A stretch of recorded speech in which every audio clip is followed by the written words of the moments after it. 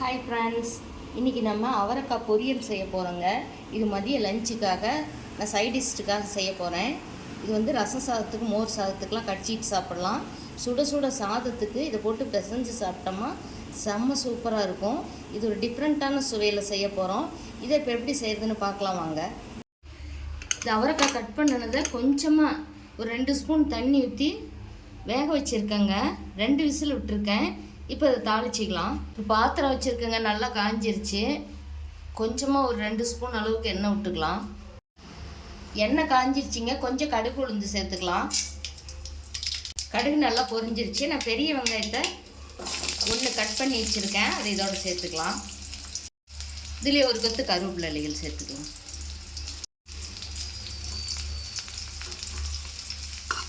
இது வெங்காயம் வதங்கிறதுக்காக கொஞ்சம் தூள் உப்பு சேர்த்துக்கலாம்.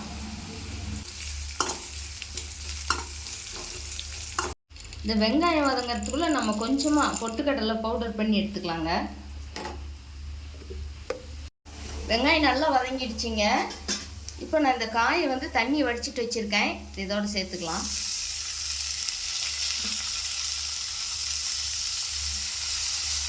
இது கொஞ்சமாக மஞ்சள் தூள் சேர்த்துக்கலாம். கொஞ்சம் சாம்பார் தூள் சேர்த்துறேன். உப்பு நம்ம வெங்காயம் வதங்கும்போது போட்டோம், இப்போ கொஞ்சம் உப்பு சேர்த்துக்கலாம். அவ்வளோதாங்க இதுக்கு போட வேண்டியது.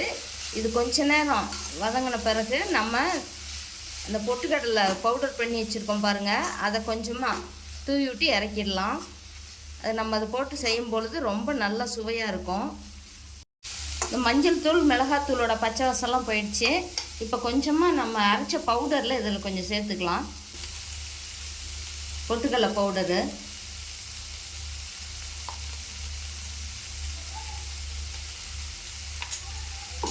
இதை கலந்து விட்டுட்டு மல்லித்தலை தூவி இறக்க வேண்டியதுதான். அவ்வளோதான். சாப்பிட ரொம்ப ரொம்ப சுவையாக இருக்குங்க. இந்த மாதிரி ஒரு டைம் நீங்களும் ட்ரை பண்ணி பாருங்கள். கொஞ்சமாக மல்லி இலை தூவிக்கலாம். கொஞ்சம் கலந்து விட்டுட்டு ஸ்டவ் ஆஃப் பண்ணிடலாம். அவ்வளோதாங்க, ஈஸியாக அதே சமயம் ரொம்ப சுவையாக அவரைக்காய் பொரியல் ரெடி ஆகிடுச்சு. இதே போலவே நீங்கள் ஒரு டைம் ட்ரை பண்ணி பாருங்கள். இந்த வீடியோ பிடிச்சிருந்தால் லைக் பண்ணி ஷேர் பண்ணுங்கள், சப்ஸ்கிரைப் பண்ணுங்கள். தேங்க்யூ.